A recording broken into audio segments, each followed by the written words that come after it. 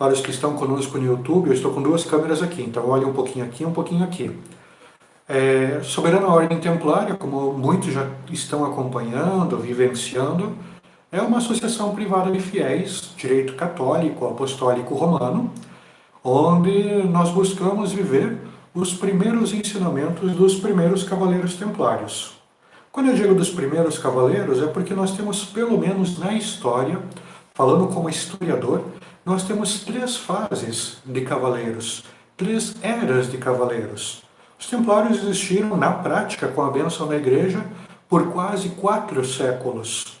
Há historiadores que vão dizer 2, 3, mas na prática mesmo nós vamos ter a ordem do templo funcionando por 4 séculos. Então nós temos a cada 100 anos uma geração que é de pensamento, de vida, de estilo, seja devocional e seja de apostolado.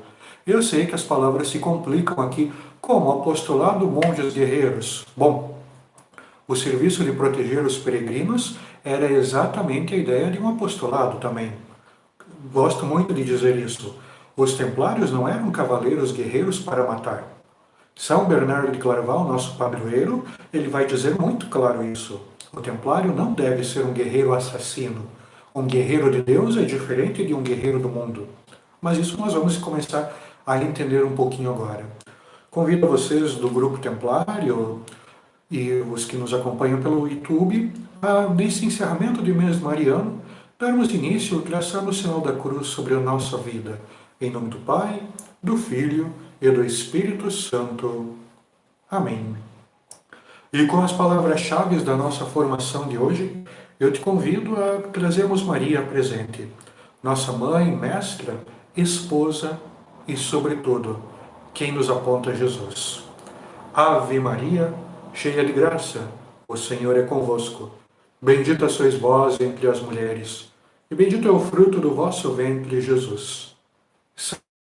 Santa Maria, Mãe de Deus, rogai por nós, pecadores, agora e na hora de nossa morte. Amém.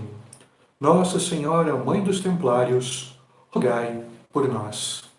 E eu uso aqui uma Bíblia da versão de Jerusalém para melhor nos ensinar um pouquinho sobre o texto de hoje, sobre a nossa aula e formação de hoje.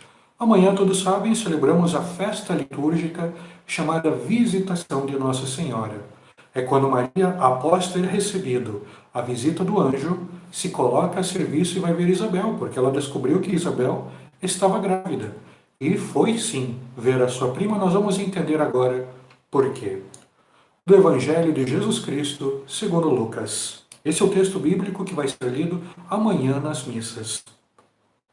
Então Maria se levantou e se dirigiu apressadamente a um lugar nas montanhas, a um povoado da Judéia. Entrou em casa de Zacarias e saudou Isabel. Quando Isabel ouviu a saudação de Maria, a criança deu um salto em seu ventre. Isabel, cheia do Espírito Santo, exclamou com voz forte: Bendita és tu entre as mulheres, e bendito o fruto do teu ventre. Quem sou eu para que me visite a mãe do meu Senhor? Olha, quando tua saudação chegou aos meus ouvidos, a criança deu um salto de alegria em meu ventre. Feliz és tu, porque acreditou, porque se cumprirá o que o Senhor te anunciou. Palavra da salvação. Glória a vós, Senhor. Eu paro aqui para darmos início à nossa formação, mas o texto bíblico, em outras versões que vão ser lidas amanhã, ele se estende um pouquinho mais porque tem o Magnificat, o cântico de Nossa Senhora. Essa festa da visitação, ela surge exatamente entre o século XII e XIII, quando os templários estão na ativa ainda. Ela começa com os franciscanos, que ao terem essa ideia, a ideia dessa festa, eles transformam ela num espírito missionário, porque é justo Maria que se coloca a serviço, em missão, ao cuidado da sua prima Isabel. Um detalhe muito importante, quando Maria se coloca a serviço, a gente costuma pensar que ela foi num bairro visitar.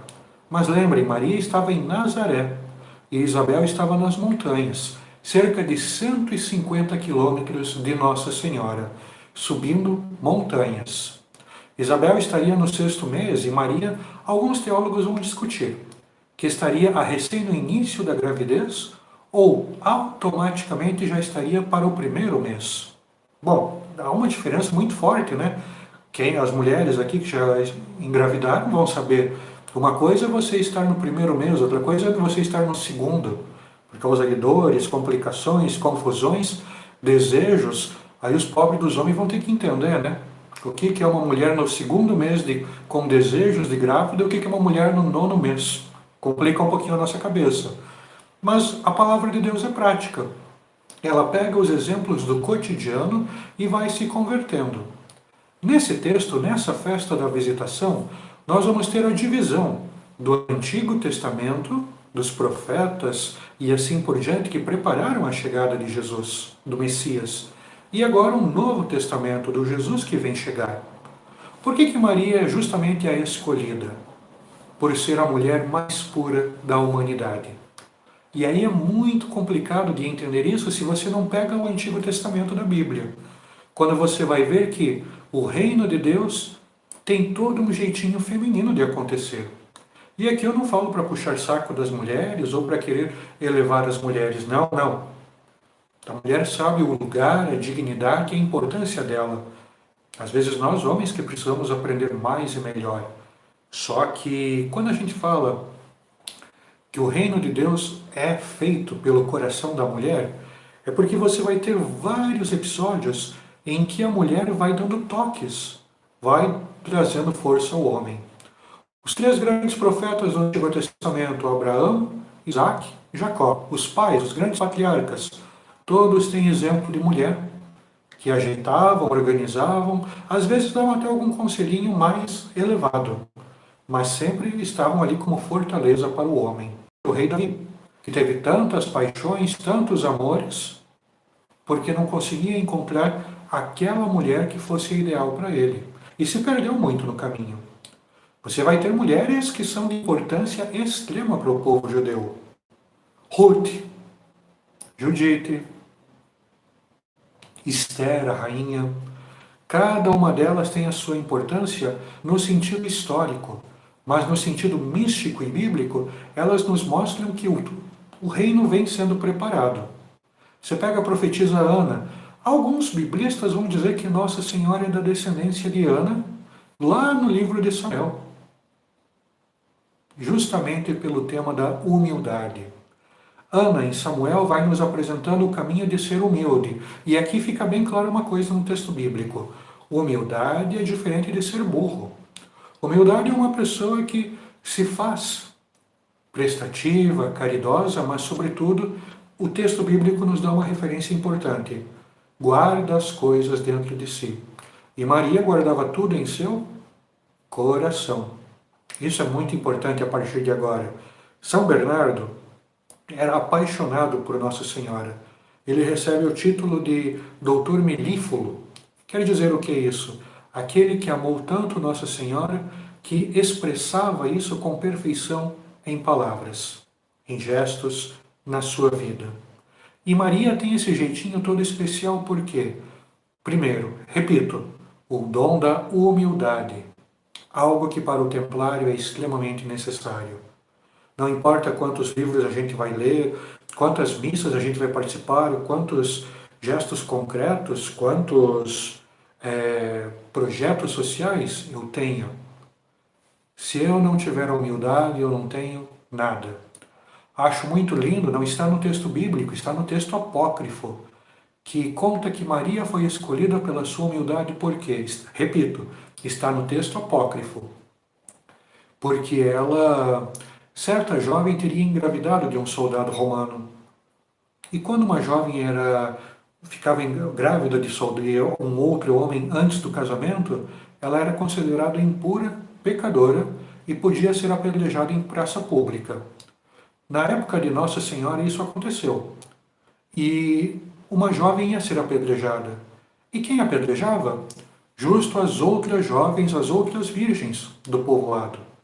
Então todas as moças foram convocadas em Nazaré para irem apedrejar essa moça. Maria foi a única que não foi, que teve não pena, compaixão daquela moça que estava grávida e que devia ser apedrejada até a morte. Minto, no texto apócrifo não vai dizer até a morte, apenas ser apedrejada em praça pública. Bom, é um texto apócrifo, mas conta já o jeitinho diferente de Maria. Outro dado que é muito lindo está nos apócrifos, que Maria, como muitas jovens de classe humilde, a partir dos 5 anos de idade eram levadas para o templo e lá faziam serviços como voluntárias até os 15 anos, a idade de começar a se organizar o casamento, o matrimônio. O que acontecia? Cada uma ia desenvolver uma vocação. Nossa Senhora pegou justo o trabalho, o ofício de costureira. E lá começou a confeccionar mantos para os sacerdotes, roupas para os necessitados, mas o grande trabalho que ela teria feito é construir um grande véu que separava as paredes do templo. Dentro do templo você vai ter 3 divisões: o pátio, o santo e o santo dos santos. Cada um deles tem uma função específica. Eu acho que vocês lembram quando eu falei isso, os que vieram aqui em casa. Santo dos Santos é o grande lugar do sacrifício, só o sumo sacerdote podia entrar. O santo era o lugar de pequenos sacrifícios, ofertas e orações principalmente. Alguns sacerdotes podiam entrar. E o pátio e os locais de purificação, piscinas sobretudo, eram permitidos a todos. Nossa Senhora Maria teria costurado o véu que separava o santo dos santos, ou seja, o véu que separava as paredes sagradas do templo, que para o povo judeu é uma representação do céu, do paraíso. Aí eu pergunto para vocês lembram o que o texto bíblico vai dizer? Quando Jesus morre na cruz e o véu do templo rasgou-se. E dali começou um grande sinal, trovejos, vulcões, furacões pela terra. Bom, é lindo a gente perceber toda essa conexão. O véu que Maria construiu foi morto, Jesus, mas o véu também humano, o véu do templo, ou seja, a conexão entre Antigo e Novo Testamento agora está completa. São Bernardo vai nos ensinar isso. Repito, texto apócrifo. Mas é muito importante, muito bonito para a nossa oração, muitas vezes, esses textos. É cuidado só para as nossas interpretações. Maria, nessa festa de amanhã, quando visita Isabel, mais um dom que uma característica que São Bernardo vai nos apresentar é a disposição de cavaleiro. De onde eu tiro essas informações antes que vocês me perguntem? São Bernardo de Claraval, de Daniel Rops. Quem quiser, pela editora Quadrante nós temos essa obra. Depois nós temos pela editora Eclésia, Bernardo de Claraval, Vida e Obra dos Últimos Padres, de Dom Luiz Alberto dos Santos, abade emérito, porém prior de Itatinga, aqui em São Paulo, cisterciense. Esse é da editora Eclésia, depois eu passo os links para quem quiser. E um que é muito lindo aqui, São Bernardo de Claraval, Sermões para as Festas de Nossa Senhora, da editora Vozes. Esse, infelizmente, hoje você só acha em sebo. Mas essas informações mostram, quando eu falo da paixão de São Bernardo de Claraval por Nossa Senhora, é justamente porque ele pega toda a característica humana e transcende ela. O primeiro dom de Nossa Senhora, sobrenatural, que nos dá muita dor de cabeça às vezes, porque uma coisa é a doutrina, que é inviolável da Igreja, os nossos dogmas. Nós temos dogmas, verdades de fé, que são marianos. E um deles vai dizer o quê? Que Maria é imaculada. Ou seja, em outras palavras, não vamos complicar tanto, que Maria é virgem, que Maria não teve relação sexual com nenhum homem. E São Bernardo nos traduz isso de uma maneira muito linda. Maria, por se manter virgem a vida inteira, foi a escolhida por Deus. Porque ela entendeu que o amor não é apenas carnal. E o amor, mais do que carnal, tem um valor muito forte. observação. Isso não é para nos jogar no chão, para nos pisar, para nos ofender, nem nada. É uma característica porque Deus escolhe Nossa Senhora. Nós somos meros mortais. Caímos na sexualidade, caímos numa sexualidade às vezes desenfreada. Tranquilo. Eu digo tranquilo não no sentido de que tudo bem, mas no sentido de que são temas que nós devemos avaliar dentro de nós mesmos e nos reconstruir. O templário, a primeira coisa dele, chamado uma vida casta, chamado a castidade. Ai, mas e eu nos tempos atuais que sou casado? Também somos convidados a viver a castidade. Somos convidados a viver também o amor esponsal, a lealdade. Eu fui escolhido para esta pessoa e esta pessoa escolhida para mim. Somos únicos. Vai ter muitas correntes religiosas, filosóficas que vão interpretar como almas que são iguais. Mas eu acho que é mais prático dizer, assim como Deus criou Adão e Eva, assim como Deus criou José e Maria, Deus cria você e sua esposa, ou a sua esposa e você, como queiram. Então, quem aí está pensando em casar, lembra disso. Quem já casou, renove isso todo dia no seu matrimônio. Agora, um outro detalhe sobre a castidade e a virgindade de Nossa Senhora. Com José. José e Maria não tiveram relação sexual. E a vida deles foi extremamente casta, vivendo o amor. É um amor que muitas vezes nós não conseguimos entender. Por isso que eu disse, todo o Antigo Testamento vai nos preparando para esse novo momento, que é o Novo Testamento. Ou seja, no Antigo Testamento você vai vendo que toda a sexualidade desenfreada de reis, mesmo nós vamos ter um ou dois profetas ali que caíram no problema da sexualidade também, da castidade. Você vai ter muitos juízes, no período dos juízes, que caíram. Um exemplo muito clássico aqui, muito claro, Sansão, que por um amor desvirtuado e por um amor apenas sexual, apenas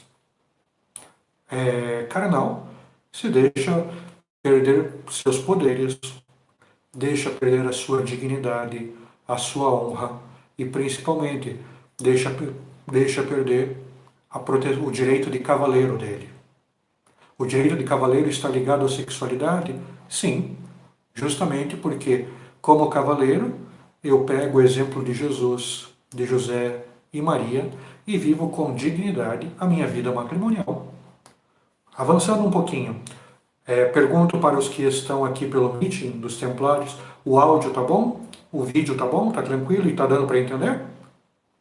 Muito bem. Tá, perfeitamente.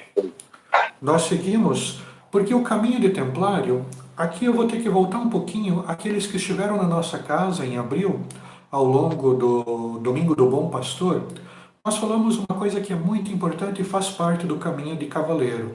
Os que nos acompanham pelo YouTube e os convidados que vão acompanhando essa formação que é própria dos Templários, o que é o grau? Nós hoje na história somos obrigados a pegar o grau apenas de um jeito muito grosseiro, o cálice que Jesus rezou à primeira missa. A sua ceia com os apóstolos é muito além disso. O grau é espiritual, o grau é moral e o grau é humano. Por que eu digo humano? Qual foi o primeiro grau da história? O ventre de Nossa Senhora. O grau não recebeu o sangue de Jesus? Quem recebeu em primeiro lugar o sangue de Jesus? O ventre de Maria. Então a história do grau começa justamente aí. O verbo que se fez carne e habitou entre nós. Se a gente descomplica, o que quer dizer? A semente da vida Deus dá para o útero de Nossa Senhora. É um grande milagre. Muita gente hoje não está mais preparada para entender esse milagre e principalmente para aceitar essa doutrina. Muitos grupos tentam derrubar essa grande verdade da fé. Mas onde nós encontramos isso? Todo o Novo Testamento vai dizer: uma virgem concebeu Deus. E esse grau depois vai ter uma história. Esse sangue de Jesus que percorre o mundo. Vai para o Egito perseguido, volta, Tenha uma vida simples de carpinteiro. Tenha uma vida que se abre, repito, à humildade. E aqui o pessoal confunde muito humildade com pobreza. Não. Pobreza quer dizer eu tenho poucas condições. Miséria quer dizer que eu não tenho nada. Mas humildade quer dizer que até eu posso ter condições financeiras, mas que eu abro mão muitas vezes de uma vida de ostentação para uma vida mais simples. Humildade intelectual. Não importa quantos livros eu já li, quantos estudos eu já fiz. Eu tenho um equilíbrio de pensamento e eu não preciso me exibir, mostrar, me exaltar aos outros. E esse grau é muito mais lindo, vai ficando a história dele, porque Maria vai convivendo com Jesus o dia a dia. Quando ele reparte o pão para aquela multidão de 5.000 pessoas, mais na verdade, o que acontece? Maria está lá, ela está vendo aquilo. Quando Jesus fica furioso no templo e quer tudo, Maria está lá, ela está vendo aquilo. Quando Jesus está no deserto, não perdido, mas lutando contra o mal, quem está intercedendo por Jesus? Maria. Daí surge o título medianeira, mediadora. Por quê? Porque Deus nos faz, como tão amados que somos por Ele, o Antigo Testamento todo vai te mostrar um Deus que é pesado, um Deus que é vingativo, em alguns casos o pessoal pensava, um Deus que é bravo, um Deus que é difícil chegar nele. E o que Deus faz? Se resume em uma mulher, na figura materna, e permite que a partir daquela mulher nós tenhamos proximidade com esse amor de pai. Aliás, nós vamos entender, primeiro a gente só entende o amor de pai entendendo o amor de mãe. Para pensar. Só entende realmente o que é o amor de um pai quem primeiro conhece o amor de uma mãe. Quando Jesus está no deserto, lutando contra o mal, sendo tentado, Maria está rezando e intercedendo por ele. Na cruz, eu já falei isso para quem veio aqui em casa, o graal, o que é? Quando o sangue de Jesus escorre na cruz. É o sangue precioso de Jesus. O mesmo sangue da missa, da ceia, é o sangue escorrendo da cruz. Só tinha um pedaço de pano lá para pegar, recolher e escorrer aquele sangue. O manto de Nossa Senhora. Mais uma vez o grau aparece. Nossa Senhora e agora o manto dela. Porque, repito, muitos já sabem disso. Por que o templário usa aquele manto chiquérrimo, lindo? Para lembrar que somos protegidos por Maria. Para lembrar que aquele manto é um manto de servidão, porque quem usava o manto eram as mulheres, na maioria dos casos do texto bíblico. E usavam sempre quando iam colocar a vida em serviço. O manto é um sinal de proteção da sua virtude, do seu corpo também. Para que os homens não ficassem vendo e tendo desejos, as mulheres cobriam o corpo quando saíam para as praças com mantos. O templário cobre o seu corpo com manto para proteção, mas também para o serviço. E o manto é isso. O grau é isso. A proteção que recebemos de Deus. Sim, existem várias histórias sobre o grau, que logo depois o cálice foi levado, que Maria Madalena carregou esse cálice. Sim, se a gente vai pegar linhas históricas, existem muitas possibilidades. Eu gosto mais daquela. Pedro, nós vamos encontrar no Evangelho de Marcos. Marcos era companheiro de Pedro, aluno de Pedro.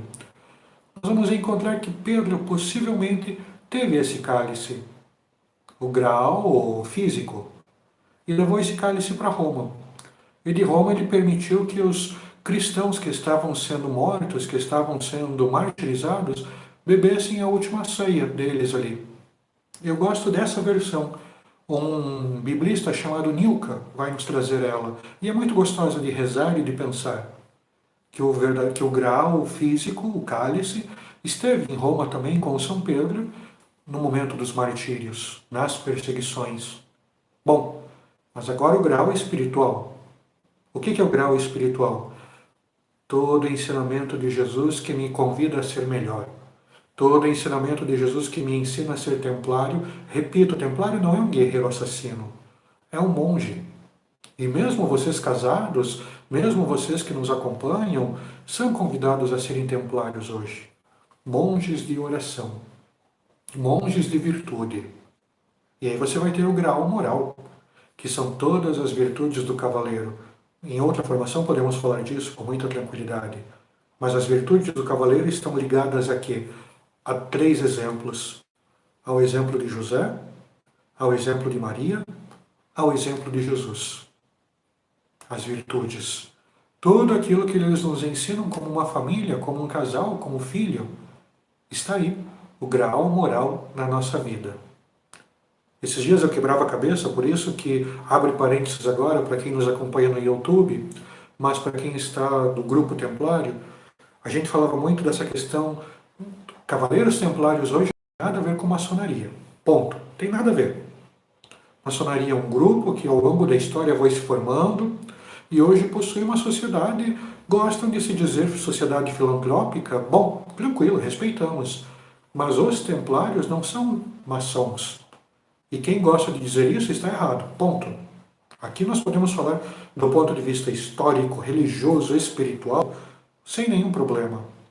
A SOT, que nós fazemos parte, a Soberana Ordem Templária Internacional, não é maçônica e não tem relação com a maçonaria. Uma vez deixando isso bem claro, às vezes nós temos que, para não confundir as coisas, mexer na nossa indumentária. Nosso manto, às vezes, porque confunde muito. E eu quebrava a cabeça, e quebrava a cabeça depois que o pessoal saiu da visita aqui em casa, em abril. O que pode ser feito? Alguém falou, vamos fazer uma camiseta, alguém falou, tira um manto, e eu pensava, não, não tira o manto, é a coisa mais linda que tem. É a vestimenta mais linda, não tira o manto. Mas pensava, e quebrava, e judiava. E aí no Pentecostes, na noite do Pentecostes, presta atenção nisso. Na noite do Pentecostes, quando eu estava rezando nas vésperas, me veio isso, vou pedir para Deus. Ajuda a sorte a se encontrar e, sobretudo, a pensar o que é melhor para ela. Aí terminamos a oração, fomos para a missa de vigília na igreja, e aí do nada me veio. Entrou uma criança carregando a imagem o esplendor do Espírito Santo, e a criança estava usando um manto cor creme. Aí eu pensei, mas é claro, é apenas uma sugestão, não é para mexer em nada, tranquilo. Aí eu pensei, creme, a cor de Nossa Senhora, também para nós cistercienses, é a cor oficial dos cistercienses. Na Itália nós chamamos de palha. O manto de Nossa Senhora creme, a cruz de Cristo, a primeira cruz de Cristo, o emblema da sorte e um capuz atrás. Porque o manto do templário é uma veste litúrgica, ou seja, uma veste para a oração. Por que não pode ser, então, mudar um pouquinho, já que outros grupos pegaram a cor branca, que na verdade é nossa, mas tudo bem, hoje não dá para mexer com isso. Por que nós não pegamos a cor creme, então, de Nossa Senhora? A cruz tem que ser assim, assim, assim. Não, a cruz original é a cruz de Cristo. Pronto, deu, acabou. E o emblema tem que ter, óbvio, o emblema da sorte. O capuz, porque todo cavaleiro, está na regra templária que São Bernardo escreveu, todo cavaleiro se reveste na hora que vai rezar do capuz, porque, assim como Moisés, cobre o teu rosto, porque quando você fala com Deus, você está num lugar santo. Repito, não é para trocar, não é para mexer, não é para fazer nada. Me veio isso no Pentecostes. Às vezes o grão prior fica meio chateado comigo porque eu demoro para responder as coisas para ele quando ele me pergunta, quando ele pede sugestão, mas é justamente por isso, porque tu tem que rezar e demora. Às vezes Deus te dá uma luz, te dizer alguma coisa. Aí vocês vão me perguntar, bom, e nós volta ao tema de Nossa Senhora. Onde Nossa Senhora está na Idade Média, quando há todo esse conflito de cavaleiros, há todo esse conflito de o que o Templário tem a ver com Nossa Senhora quando ele foi fundado? Tudo. Hugo de Pez, alguns vão dizer Hugo de Pez, tudo bem? Com seus 9 companheiros, a primeira coisa que eles fazem quando procuram o Papa e pedem a existência dessa ordem militar, você já tem resquícios e primeiros contatos de ordem militar na história, antes da Ordem do Templo, você já tem. Mas a primeira oficial é a ordem templária, no sentido de uma ordem que protege as pessoas. E o que aconteceu logo após terem a bênção do Papa? O Grippeis, inclusive, caso alguém não saiba, era parente de São Bernardo. Ele tinha o grau ali de tio de São Bernardo de Claraval, caso alguém não sabe. E após isso eles vão numa imagem de Nossa Senhora. E lá naquela imagem eles oferecem a nova ordem, a nova cavalaria por dois motivos. Primeiro, na história da cavalaria, os cavaleiros sempre tinham que ter uma dama protetora. Claro, a mulher amada, a esposa, a filha. Cada cavaleiro tinha sua dama de proteção. Já ouviram, sobretudo, aquele tema musa inspiradora? Surge daí, surge do medievo, da Idade Média. Quando cada homem lutava, a gente pensa muito nos poetas que escreviam poesias, canções baseadas na Sua Senhora, mas também o cavaleiro lutava baseado no amor de Sua Senhora. Que amor um cavaleiro celibatário vai ter? O amor mais puro, que é o amor por Maria, por Nossa Senhora. Fica mais bonito a gente pensar assim e rezar assim. Nossa Senhora está presente no início da fundação do primeiro templo. Por isso que o templário é obrigado eu digo agora, a ter pelo menos uma pequena imagem de Nossa Senhora na sua casa. Para lembrar, essa aqui é a guia. Jesus é a luz, me leva até Deus. Mas essa aqui é a guia do meu caminho, da minha vida, da minha história, com muita tranquilidade. E Nossa Senhora vai te ensinar uma coisa como templário. Vai te ensinar que o caminho de proteger um peregrino é justamente o caminho de apresentar a Jesus. Não se esqueçam, na Idade Média, 220 mais ou menos, e os historiadores vão brigar muito com essas datas, porque era na mentalidade desse povo pré-medieval, medieval, faz muito sentido estar no lugar santo e pedir perdão pelos seus erros, pelas suas faltas. Detalhe que a gente precisa entender aqui, gente. Nós estamos no momento de virada de milênio, como nós vivemos hoje também. Virada de milênio é um absurdo. Tudo pode acontecer. Você vai ter gente falando do apocalipse, você vai ter gente falando do fim do mundo, vai ter gente porque deixa, já que vai acabar, nós vamos viver a vida louca mesmo. Você vai ter o grupo dos penitentes. O que é o grupo dos penitentes? Aqueles que pensaram, tanto erro que eu fiz na vida, agora eu tenho que purgar, agora eu tenho que pedir perdão. Que lugar melhor do que a Terra Santa? Os lugares onde Jesus andou. Então, esses primeiros peregrinos, geralmente a virada de século, ela começa 50 anos antes, podemos dizer 950, e dura 50 anos depois, 1050. Nós temos 100 anos que nós podemos chamar de virada de milênio. E as viradas de milênio vocês estão vivendo agora hoje. Sempre são terríveis. Crise no sistema religioso, temos hoje também, não há nenhum problema em falar isso. Crise no sistema institucional, família, escola, tudo. Crise no sistema político, devemos falar disso também. Crise no sistema emocional. Se você tem crise em tudo isso, obviamente você vai ter crise no seu sistema, na sua instituição espiritual, humana.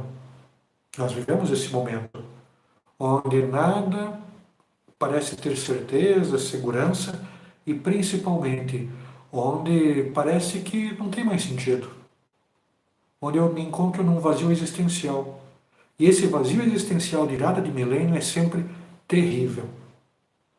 Segundo os historiadores, quando nós falamos nesse tema, então tem que ter muito cuidado nesses detalhes. Bom, o nosso conflito aqui é proteger pessoas que queriam rezar. Houve uma evolução.